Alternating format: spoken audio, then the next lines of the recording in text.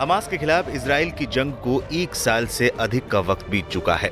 Israeli सेना दावा करती है कि उसने हमास की कमर तोड़ दी है, ज्यादातर आतंकियों को जहन्नुम पहुंचा चुकी है, लेकिन अभी तक इजरायलियों की रिहाई का लक्ष्य पूरा नहीं हो पाया है। अनुमान के मुताबिक 100 के करीब लोग अभी भी हमास की कैद में हैं। अपनों की रिहाई का इंतजार कर रहे इजरायलियों का सब्र लगातार टूट रहा है। रविवार को जब पीएम बेंजामिन नेतन्याहू एक समारोह में भाषण दे रहे थे तो लोग उन पर चिल्लाने लगे। करीब 1 मिनट तक नेतन्याहू चुप रहे और प्रदर्शनकारियों ने उन्हें बोलने नहीं दिया। रविवार को 7 अक्टूबर की श्रद्धांजलि समारोह के दौरान हमास हमले के पीड़ितों के चीखते चिल्लाते रिश्तेदारों ने इजराइल के प्रधानमंत्री बेंजामिन नेतन्याहू को बोलने नहीं दिया। भाषण का लाइव प्रसारण हो रहा था। मिली जानकारी के अनुसार जेरूसलम में आयोजित समारोह के दौरान नेतन्याहू मंच पर खड़े रहे, जबकि भीड़ में मौजूद लोग उन पर चिल्ला रहे थे, जिसके कारण करीब 1 मिनट तक मंच पर हंगामा मचा रहा।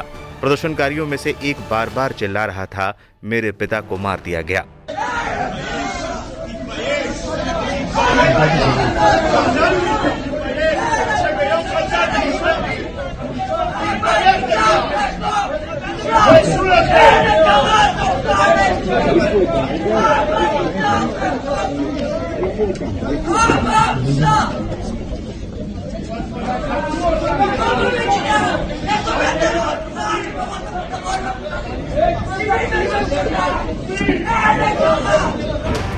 गाजा से बंधकों को छुड़ाने में अभी भी नाकाम।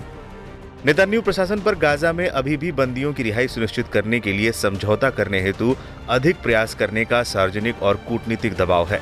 लोगों का आरोप है कि सरकार गाजा में उनके रिश्तेदारों को वापस लाने का पूरा प्रयास नहीं कर रही है। हालांकि इस बीच मोसाद प्रमुख डेविड बार्निया रविवार को दोहा जा रहे हैं, जहां वो गाजा में बंधकों की रिहाई के लिए एक वार्ता फिर से शुरू करना चाहते हैं। शनिवार के खात्मे के बाद बंधकों की रिहाई के मार्ग खुले। इजराइल हमास युद्ध को करीब से जानने वालों का कहना है कि याह्या सिनवार की मौत के बाद हमास और इजराइल के बीच वार्ता के मार्ग खुल गए हैं। ऐसा इसलिए क्योंकि इजराइल लगातार आरोप लगा रहा है कि सिनवार इजराइल से डील में बिल्कुल भी इंटरेस्टेड नहीं था।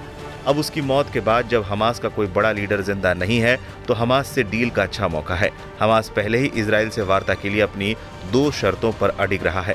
पहला, पूर्ण युद्ध विराम और इजरायली सैनिकों की गाजा से वापसी। इजराइल में आलोचकों ने भी नेतन्याहू पर युद्ध विराम और बंधक मुक्ति समझौते के लिए मध्यस्थता में बाधा डालने का भी आरोप लगाया है। लेबनान में इजराइल को भारी नुकसान। इधर साउथ लेबनान में इजरायली सेना और हिजबुल्लाह के बीच चल रहे जमीनी मुकाबले में आईडीएफ के सैनिक लगातार मारे जा रहे हैं। ताजा हमले में 4 सैनिकों की मौत हो गई। इस तरह मरने वालों की संख्या 33 तक पहुंच गई है। 14 से अधिक घायल हैं।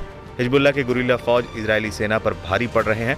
इजराइल का कहना है कि गोलीबारी में 3 हिजबुल्लाह आतंकवादी भी मारे गए हैं। वहीं आईडीएफ का कहना है कि उसकी सेना लेबनान में लगातार आगे बढ़ रही है और हिजबुल्लाह लड़ाकों को लगातार खदेड़ रही है। इससे उलट हिजबुल्लाह का दावा है कि इजरायली सेना का जमीनी अभियान उनकी गुरिल्ला फौज के आगे नाकाम साबित हो रहा है।